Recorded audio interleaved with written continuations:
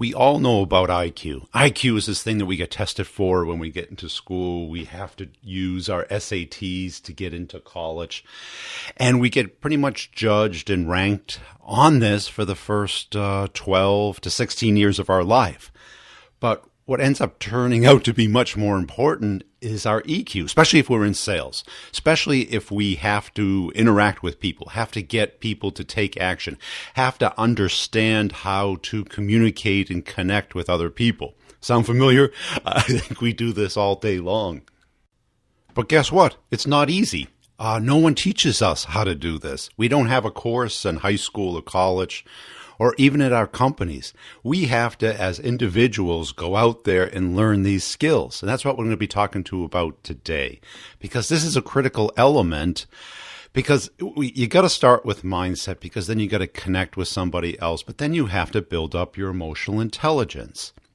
Now, we're going to talk about some simple processes today. It does take a lot more than this. It has to become a habit, something that you do every day before every meeting, and to constantly remind yourself of becoming better at this, a skill that you have to develop. It will happen naturally, but it'll probably take a lifetime. I've seen salespeople 30, 40 years into it, and they still don't get it. They're great talkers, they're charming, they're interesting, they're gregarious, but they're not connecting with the other person who may not be interested, who may not be bored and just wants to be entertained. So emotional intelligence is the intelligence of sales. It's people trying to understand what they care about, what they are willing to do. Are they telling you the truth, or are they telling you what you want to hear? I got Bill Benjamin on today. He's a great guy. We have a similar background. We both have a technical background, got into sales. And that transition, because people who are usually good at technology are introverts, loners, don't have emotional intelligence. They have IQ. I didn't have either, so I had to build on both. But we're going to get into it. Before we do, I want to make sure you're checking out Co-Video. Co-Video is the way to connect with people today. Video email is the future. Everyone's like, oh, can't get through my firewall. People won't let me connect with links. It's none of that.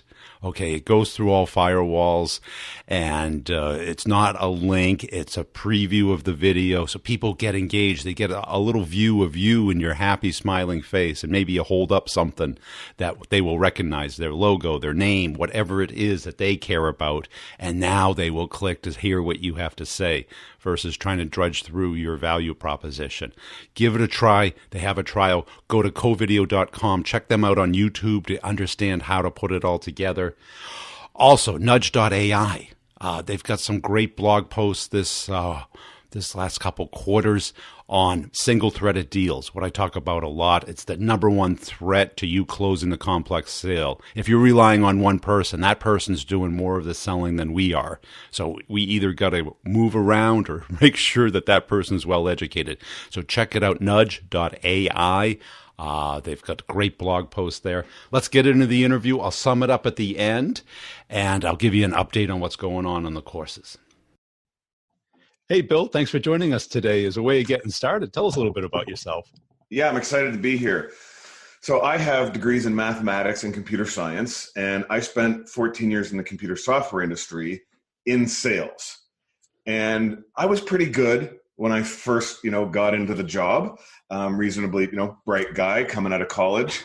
And at some point in time, I started struggling. There was a lot of change going on in our organization. The technology industry is always changing.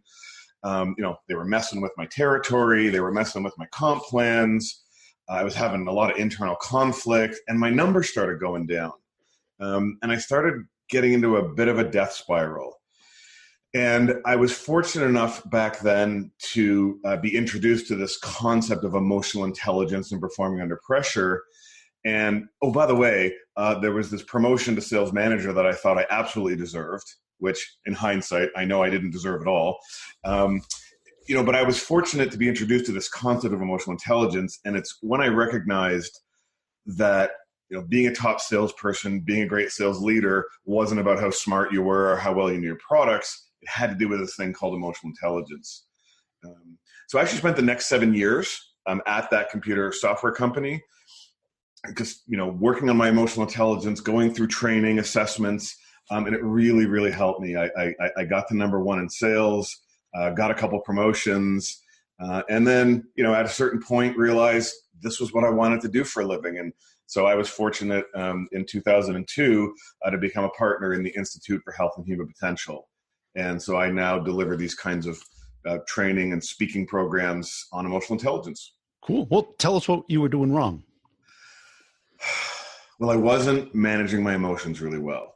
So what does that mean? Were you getting mad, or were you? With a client, let's say it was a big deal and I thought I had it and I started getting some objections, I might get a little defensive. Yeah. Well, suddenly the client's reacting to that.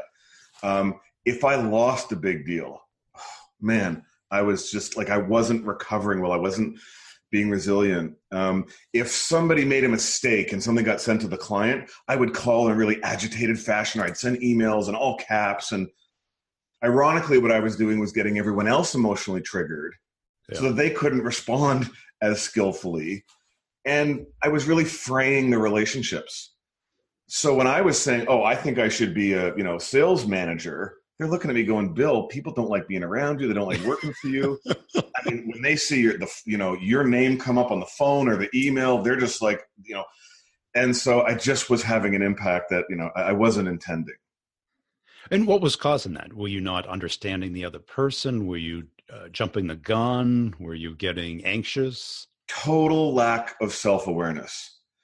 Okay. And what I love about our work is it has to do with brain science. So being a technical, analytical guy, what I learned is that when we feel triggered by any of those situations, someone sending us an email that frustrates us, a client objection, just feeling overwhelmed by how much we have to do, there's a small part of our brain called the amygdala, and it manages our fight or flight responses. So if we're in the jungle and we know there's a tiger and it jumps out at us, it immediately goes into action. And that amygdala, that emotional part of our brain, it causes the release of chemicals into our body. So, blood moves to major muscle groups, our heart rate increases. It also releases chemicals into our brain that reduce our working memory, our ability to think complex thoughts, and moves us toward default behaviors. So a fight or flight response. Yeah. Well, that same system that serves us when we're in the jungle, and let's face it, not too many of us spend a lot of time in the jungle. Although I was with a group my office. Yeah, well, it's funny. I was with a group of plant managers late last year, and I said that, I know you don't spend a lot of time in the jungle, and they're like, no, we go to the jungle. Like, oh, okay, great. Yeah. So that same system, emotional system, is still operating. It's just now it's more social and emotional threats. They don't respect me. They're not including me. I might not lose the deal. They did something that might impact my success. And so I wasn't aware that I had these chemicals, I had these triggers, I was losing my working memory, and I was going to default behaviors that were fight or flight, either just, avoiding things I knew I should step into, or, having those more outward responses. And I think it goes so much deeper into sales because, I spend my whole day with people, and having the hardest time is trying to get salespeople to think like customers instead of like salespeople. Well, now you're moving to the empathy and connection part. So in the model, self-awareness and emotional management come first. Okay. So first you have to be able to manage yourself, because even when we're a little triggered, we become more self-referential. Once we're managing ourselves, then we can think about connecting, and we talk about getting to the other side of the bridge and thinking about, okay, what is that client's real needs? What are their risks? What are their fears and concerns? So when they're making an objection, I'm not taking that as, oh my God, they don't trust me. They don't, they don't like my solution. That's actually, they're expressing their true concerns. And if I can address them, that actually builds that connection and they feel safer. This is probably why the stick type sales management doesn't work, because as soon as you hit the person with the stick, all they think about is themselves. Yeah. We do work with the U.S. Army and the Navy and the Marines. And the command and control stick style of leadership, I mean, it looks like it works, because you can call someone and tell, I don't care what it takes, you need to do that. And they'll trigger, their emotional response will be to agree, to give in, because that is a classic emotional response. And then when they get their working memory, they're thinking back, they realize, gosh, I had a commitment at home tonight that I've just now committed to. And so you're right, that style of leadership, even in the military, does not work over time. In fact, only 3% of their command interactions on the field of battle require command and control. Yeah. Behind the lines, back at the base, back at home, that style of leadership doesn't work. Because you really don't get buy-in, you just get compliance. Correct. We talk about compliance versus commitment. Yeah. And absolutely. And even compliance might be the appearance of compliance as opposed to actual compliance. Oh, sure. Then you get, the meeting after the meeting and the passive aggressive, and they're telling you, yes, I'm going to do it, but then they don't really do it. And then they go and complain to their peers. And absolutely. So what's the key to getting control over ourselves? Number one is self-awareness. So number one is recognizing your body's your early warning system, because your body's going to respond before your brain can necessarily catch up. So why don't you think about it? If you get a little triggered, you get a little emotional, where do you feel it in your body? I feel it tight, and I've learned to just breathe. Yeah. To kind of like slow it down, to put distance from it, to maybe go for a walk, to physically separate yourself from the situation.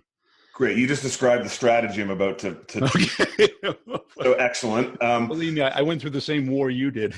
yeah, exactly. So a little bit more, when you say tight, where do you feel that? In your chest? Yeah. Yeah. Okay. So you and I are similar. I feel tight in my chest. A lot of people will feel it in their stomach. They might feel hot. Yeah. My hands will actually shake a little bit. Here's one interesting thing.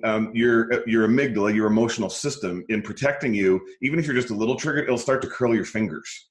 Yeah. Maybe not into a full fist, but it'll start to curl your fingers. So number one is that self-awareness. The other way you can sometimes identify if you are emotionally triggered and not at your best is your behaviors, your default behaviors. So for example, I was in a meeting yesterday. Okay. So by the way, I've been working at this for 18 years and I still sometimes am not perfect. We're all not perfect. And I wasn't agreeing with what other people were saying. And I really thought I was right. And by the way, when we get triggered, we become more sure that we're right, even though we're less able to hear what other people are saying and see other solutions. And I just started interrupting people and I started dominating.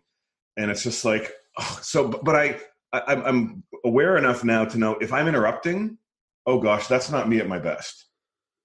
That's actually me in some sort of emotional triggered state. So number one is that self-awareness. Number two is having some strategies. And we one of the strategies we teach in our training is the SOS strategy. And we intentionally use that metaphor because, it's kind of like we're sinking underwater and we want to come back up for air. And the first S is stop. And exactly what you said, right? Disconnect from the trigger. If you are alone, get up, as you said, go for a walk, go do something that gives you some, sense of calm and peace, whether that's exercising or meditating or praying or listening to music, whatever it is. By the way, the draft folder was designed for emotional intelligence. Yeah. Not the reply button. Write that email. Don't put anybody in the to list, right? Yeah. Put it in the draft folder, get up and go for a walk, come back and think, oh my gosh, thank goodness I did not send that email. That was not the best me. That was kind of poor me, not my best self. When you're in front of someone though, let's say you're with a client or your sales manager is using a stick, or you're with your spouse or partner and you can't just walk away, then what do you do? Well, you mentioned it.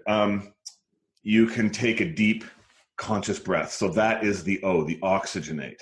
Yeah. In that moment, take a deep conscious breath. A few other physical things you can do to stop is open your palms. Remember I said they'd start to curl? Yeah. Drinking water. You can't cry and drink water at the same time. Maybe not so useful in business. Pretty useful if you have young kids or nieces and nephews or grandkids. Because if they're crying, you can get them to drink water. It'll actually force them to stop crying. Yeah. Well, it's that state change that kind of get out of kind of the exact physical, change your body, stand up if you're sitting down. Do the opposite of with your physical. Exactly. And because the limbic system, our amygdala, our emotional system is part of our limbic system. That's our physical system. So you just reminded me another good example is if you're in a fight mode, you're going to be leaning forward. Yeah. So just lean back. I actually had an executive at a company say, you know what, I'm going to lean back and put my pen on the table. I said, great strategy. Just be careful how hard you put your pen on the table because there's so much to body language. Or in the reverse, if you're feeling a flight response, you're feeling like, I don't know how to respond. I don't really want to step in. Just lean forward. Yeah. So it's that, changing your state. You're absolutely right. So some way to stop, and then that oxygenate, that deep conscious breath. And I love the brain science to this. The intake of a large amount of oxygen actually carbonizes your blood, which minimizes the impact of the chemicals the amygdala has released. So you're actually fighting chemistry with chemistry. So literally, you can be sitting there, a client can be making an objection, that person can be saying that thing.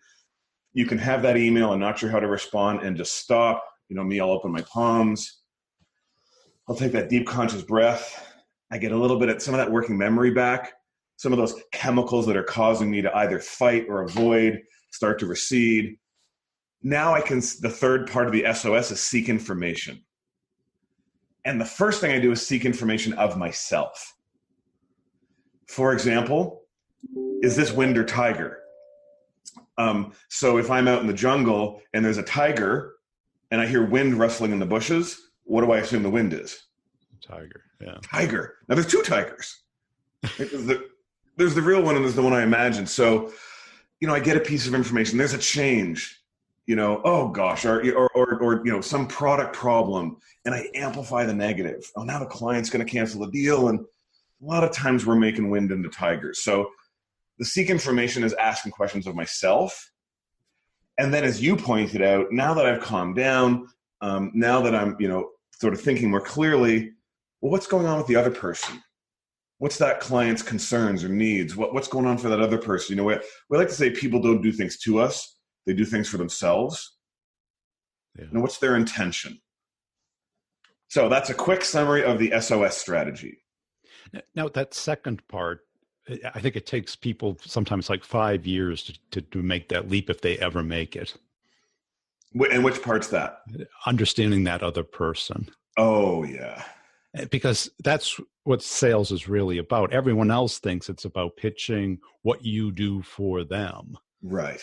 But they don't, they are looking at you as the same way. They're looking from the amygdala, which is, are you a threat? Which is most likely, because I don't know you, so I don't like you, and I don't trust you. So you have to go through those gates to show you care about them. And the only way to do that is to have some sense of empathy for what they're going through. Yeah, you're reminding me, this is, going back 25 years, I had this great sales manager, great mentor of mine. And I always had a lot of energy. You can tell I get excited about things. And so I articulate well. So I was great at kind of presenting our software solutions. And I'll always remember this client who we'd had like 2 or 3 demos and it just wasn't closing. And so I bring the sales manager in and he sits down with the guy and he goes and really sits right beside him. And within 10 minutes, the client had explained to him that he was brand new in the role. This was his first major decision. So if he makes his recommendation, they're going to go for it. If it fails, he's going to look bad. It's going to be really hard for him to ever get a recommendation again. But if it goes well, it's going to establish his reputation. And my sales manager got talking to him about what support we're going to offer, how we're going to be right there beside him, how it's in our best interest to make sure that he's successful so we can sell more. He was really straightforward with the guy. Said, look, your success is our success. If you go in and win. And oh my God, literally he walked out of that meeting going, okay, I can't wait to move this, because he got to the real emotional need, the real concern, the real issue that the client had, where I was just going on about how great our solution was. Yeah. And so you're absolutely right. And that takes time. Yes, it takes time, but it's also, once you get it, it's like this really quick shift. It is kind of an epiphany. People, once they get it, then all of a sudden the lights turn on and they find it much more effective. Yeah. And then the epiphany is, because I got really good at applying it to clients. And then again, I had a same sales mentor saying, well, why can't you apply that to people internally? Because, you're a bull in a china shop internally. Oh, that sounds familiar. Yeah. Yeah, that same empathy and approach and connection and building trust you're doing with clients, why can't you do that with people internally? I'm like, well, they're all idiots. And I'm like, well, no, they're not, right? Like, Well, I certainly had the belief that they were on my team and they should naturally, support me and help me because I'm out there selling the product that generates their salaries. Right. I'm the guy in front of the clients. I have all the answers. I'm the right guy. I have all the solutions. I'm really smart. So that part was slower for me to learn that the way to get the best out of the people on my team was that they would feel valued by me. They would feel like I respect them. They would feel like, I heard what they were saying, that I didn't always have to be right. And by the way, even if I was right, if I could get them to come up with the idea, whatever it was, wow, then they owned it. So it wasn't about me always getting the credit. In fact, if I could give them the credit. Yeah. So all that stuff, I mean, that was the flip with the client was fast for me. The flip with doing it with people internally, that took a lot longer. Because that is half the problem anyway. Because, I'd been in that situation where I would kind of railroad them and break a lot of eggshells.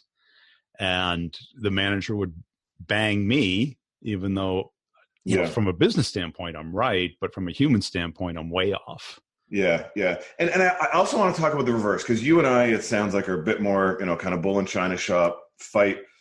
But there's also the people that their more natural response is the flight response.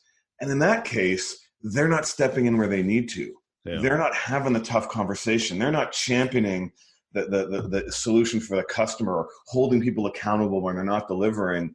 And so, both are just as ineffective. And so in emotional intelligence, sorry, I don't mean to interrupt, but I just want to finish this point. We teach both. How do you step in and have that courage to manage up, to influence in a way that motivates and inspires? Let's get into that, especially with customers. How do you get into their head and understand the emotions that they're feeling and how we can connect with them? Yeah, I mean, you're really talking about empathy. And the good news is it's not rocket science. It's just about asking really good probing questions, truly listening, and knowing what to listen for. So is it curiosity, interest, and listening? Is that those the top three, or? It is. It's also knowing what to listen for. So in other words, think of that example of, when my sales manager kind of helped me close that deal. I had been listening for what their organizational needs were around the technology solution that I was delivering. He was listening for what the personal needs were, what the personal, his fears, his concerns, his worries. Yeah. And asking probing questions around that, like, well, what's this going to mean for you? What are your biggest concerns about, working with us?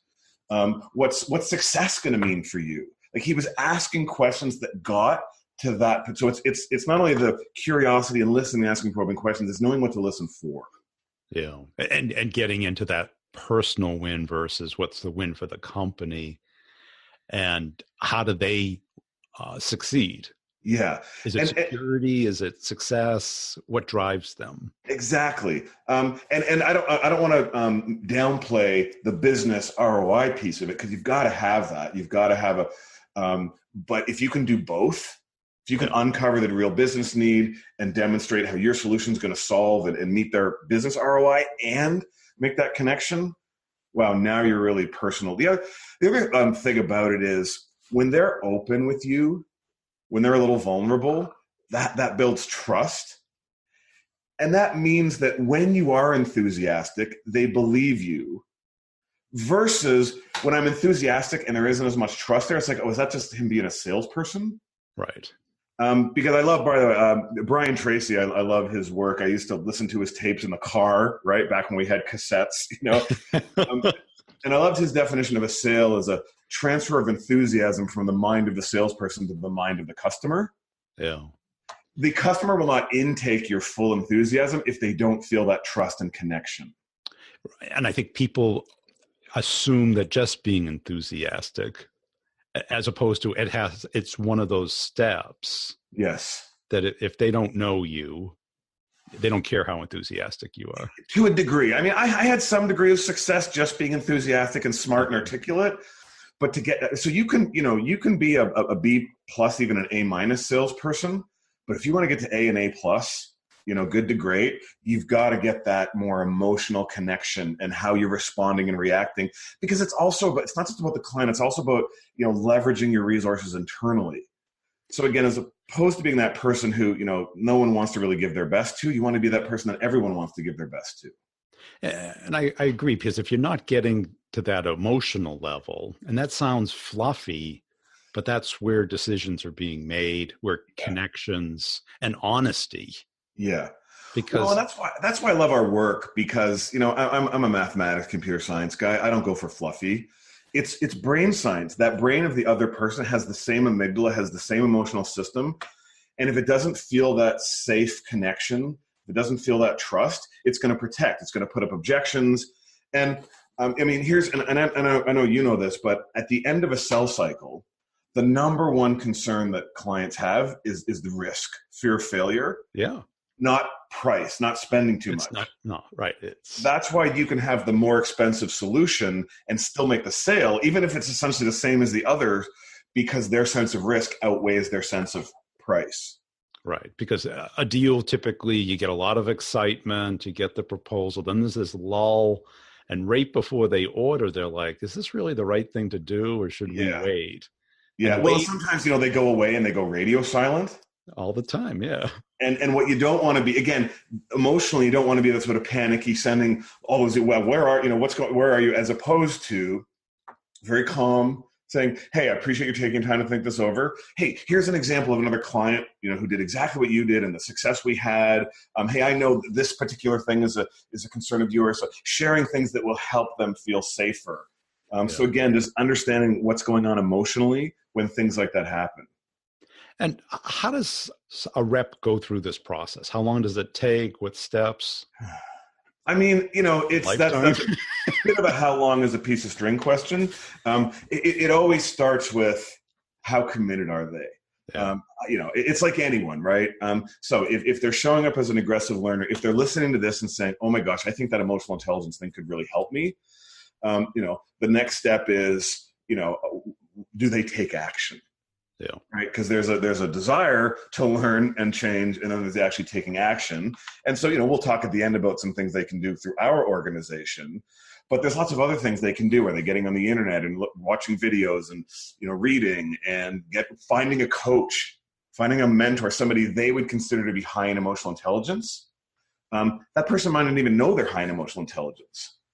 Well, I think people get into, Dunbar-Kruger, is that it? Where I don't know if you know the graph, where somebody starts, they have some early success and they stay there and they become overly confident. I call it the B player trap. Yeah. And all of a sudden they don't look around. There's no cause to become better at anything, and they don't take any feedback. Yeah.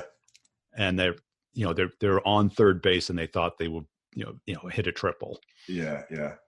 And I think what you find in the A players is they seek out feedback and they seek out ways of becoming better at things. Absolutely. A quick plug for our book. We wrote a book called Performing Under Pressure, and we did a study of 12,000 people. And we looked at the top 10% performers and compared them to the rest. And we found out a lot of great things. But one of the things we learned about the top 10% performers is they are aggressive learners, and they can receive criticism and feedback without becoming defensive. Yeah. And that's because they are always wanting feedback. They're always wanting to learn. They're always wanting to get better. We work with Olympic athletes. There was a sign at the Atlanta Olympics in the athletes' village that says, if you think you're ripe, you've begun to rot.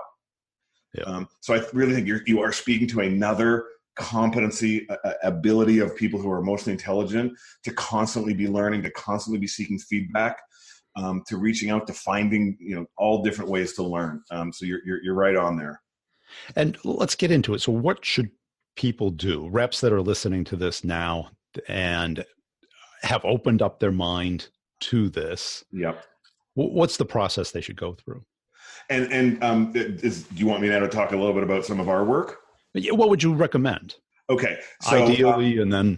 Yeah, I mean, so let me just say that, I mean, first of all, is that, openness to learning, openness to, doing new things, go out, do some research, find some videos.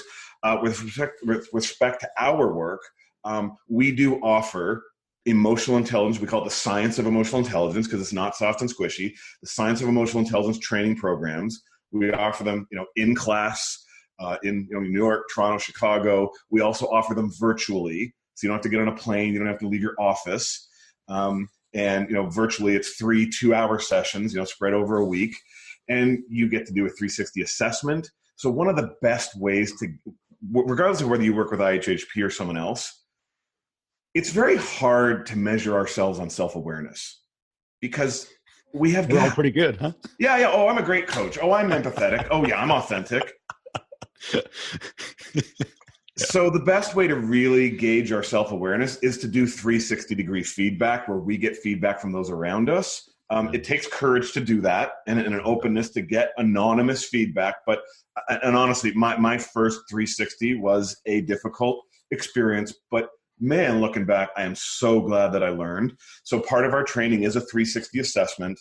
And then digging into what does that mean, talking about this whole area of the amygdala, learning strategies, SOS and bridges and other things that I've not mentioned. And then, getting a coach. That would be, I mean, I know you're a huge proponent of coaching, but there are coaches who coach specifically to this particular competency, to this area of emotional intelligence.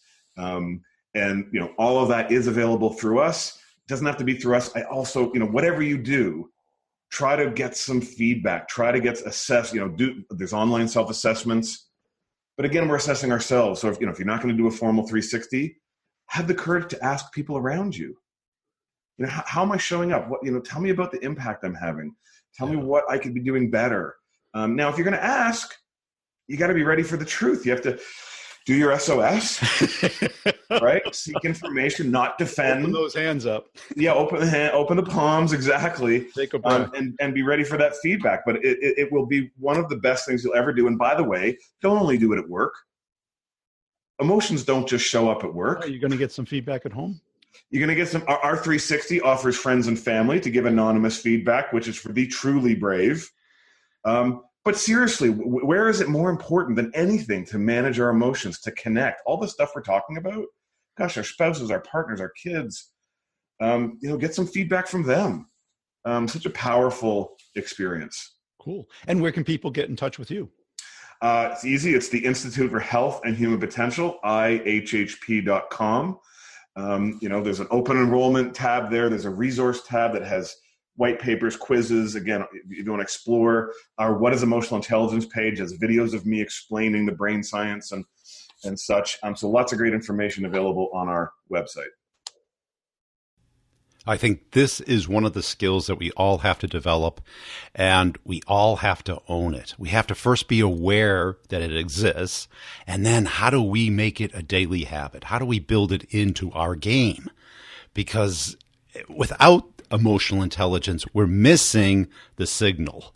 We're watching the wrong channel. We're listening to what's being said instead of what's being meant, what's really going on. If you've ever watched some of the political intrigue, like House of Cards on Netflix, or any like Godfather movies, there's always this undercurrent of what's really happening versus what appears to be happening. And this is the cloud, the fog of war that locks us out of being able to really drive the sale and understand how to connect and bond with the person. Because if you don't have this sense of partners in crime with your client, where they're open and sharing and telling you where it is and what has to happen, they either probably don't know or you're not at that level of trust with them.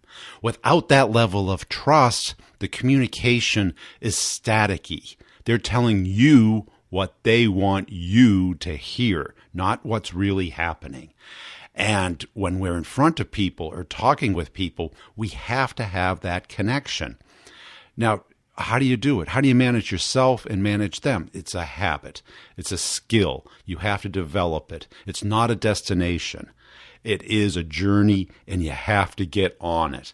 You're on it whether you admit it or not. You're just not good at it. So check out Bill's stuff. Great guy. I'd love to have him back on the show. Let me know what you think about this. I'm going to be doing more episodes on this part of selling, because without these things, the mindset, the emotional intelligence, showing people what to do is like giving somebody a joke book. Doesn't make them a comedian. It makes them no jokes. Like in sales, we know gambits, we know opens, closes, handling objections, we know the questions. But until you're able to connect with the person, until you really understand what they're going through, the questions and all these jokes are going to fall a little flat. Have you noticed that? Too many people in sales think it's just going through the motions, reading the script. But that is customer service and support. That's not sales. Sales is about connecting with people, understanding how people and companies work together and buy, and then how to guide them. Not manipulate or control them, but guide them. So that's it. Make sure you're also checking out Pipedrive. They got some great content, great blog posts.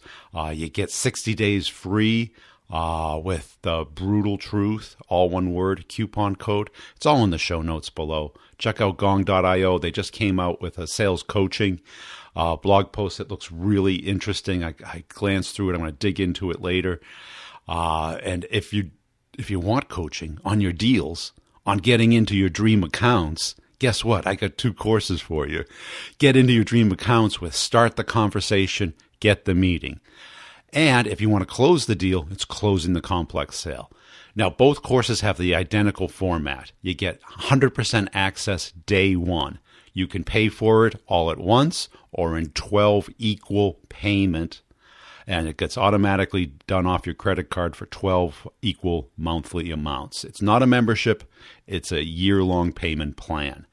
And through that year, you also get 2 office hours a month. It's every other Friday, 2 p.m. Eastern Time. It's all recorded and put into the course, as is all other office hours. So now there's like 30 hours of office hours in there. Just gold, real examples, going through real accounts with real sales reps, asking the hard questions, me trying to help out as much as possible. And there's unlimited one-on-ones, deal coaching, account penetration.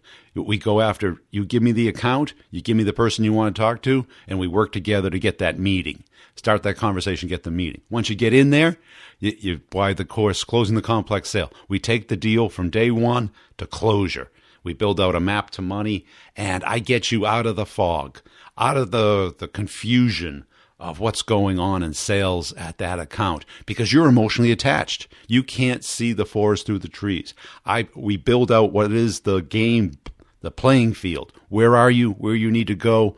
How to prevent going into the swamp, instead of this treasure map approach to selling. They ask for this, I give them that. They ask for this, I give them that. I want this, they ignore me. We get you out of that trap. That's where 99% of the reps stick and stay. So you get all of this, and it all gets put into the course. So everybody gets to benefit from it. The course has a network effect. With each new student, the course becomes more valuable. Now, I'm doing this ridiculous thing, this crazy thing.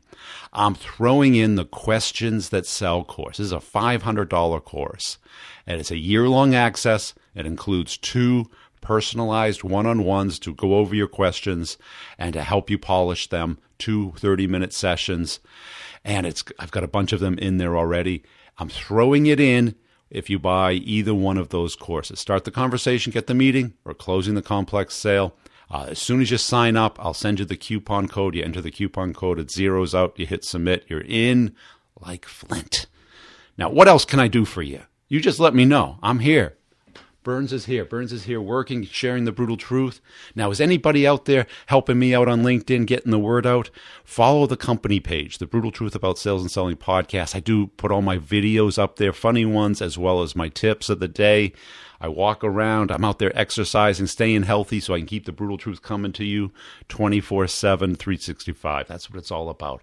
The other 2 podcasts, Sales Questions, Brutally Honest Answers, is 7-day a week. I cannot stop talking about selling and answering your questions on a daily basis.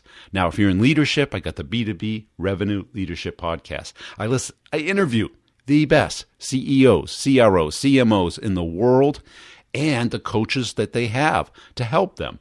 And you get to listen to that. So check it out, b2brevenue.com. And please tell a sales rep, the best sales rep you know of, listen to the brutal truth. That's the only way you're going to get better. You can sit around and give 5, 10 years. Hey, let me ask you, how you doing this year? Huh? How's it going? We're into Q2. Yeah, that's a Q with a 2 next to it. It's not Q1 anymore. Feels like January, but it's April. Are you crushing your number? Come on, let's get serious about this. This quarter is going to fly by, and guess what happens? We're going to be Memorial Day soon. Yeah, July 4th is coming around, and guess what happens then? Nothing. Nothing happens until Labor Day. And guess what? We really have to have our game in order. Because then Labor Day comes, and it's going to be a sprint to the end, and then we're going to decide if we're going to make the money that we want this year and if the kids are going to get the Christmas and Hanukkah presents. So let's get serious. Come on. Quit wasting the time. You're not saving any money. Let's take action. We're salespeople. We'll see you next time.